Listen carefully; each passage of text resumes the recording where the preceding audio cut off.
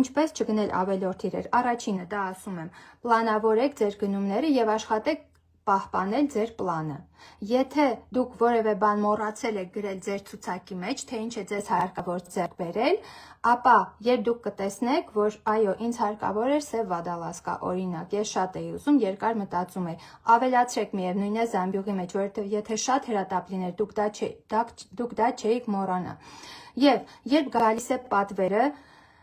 հենց հագաք օրինակ այդ շալվարը եւ ձեզ ինչ-որ բան դուր չեկավ, միանշանակ դա նշանակում է, որ պետք չի դուք այդ իրը ձեռք բերեք։ Այն ինչը ձեզ դուր չեկավ, հետո ձեզ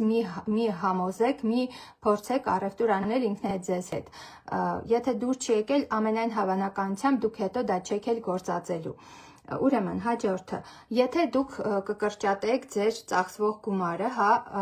միայն պլանավորածով եւ միայն պետքական բաների վրա ծախսեք գումարը, գուցե ձեզ մոտ, եթե դուք շոպոհոլիկ եք կամ ունեք սեր ուղակի գեղեցիկ իրերի նկատմամբ, ինչպես ես իդեպ, ես թող ձեզ չթվա, որ ես մինիմալիզմ եմ, քնում եմ հատակի վրա, ոչ մի դեկոր չունեմ տանը եւ ունեմ 2 շապիկ, ոչ, դա այդպես չի, ես շատ եմ սիրում գեղեցիկ իրեր, հիմնականում ինձ մոտ սերը արտահայտվում է դա գեղեցիկ ինտերիերի ինչ-որ դետալների հետ, կլինի զամբյուղ, կլինի դեկոր, կլինի գեղեցիկ աթոռ, հա, կամ բազկաթոռ, սիրում եմ շատ գեղեցիկ կահույք, հա, ու իդեպ անցած տարվա ընթացքում ամբողջ իմ կահույքը, որը եղել է նոր, 6 տարվա կահույք է եղել,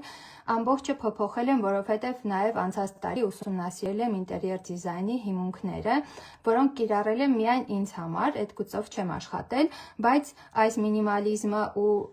ավելորդազերծումը ընդհանուր իմ մեջ մեծ սեր են արթնացրել, նաև ինտերիերի նկատմամբ, եւ այդ ամենը այսպես ամբողջացրել եմ ու իմ համակարգն եմ ստեղծել, որը ցանկանում եմ փոխանցել ձեզ, քանի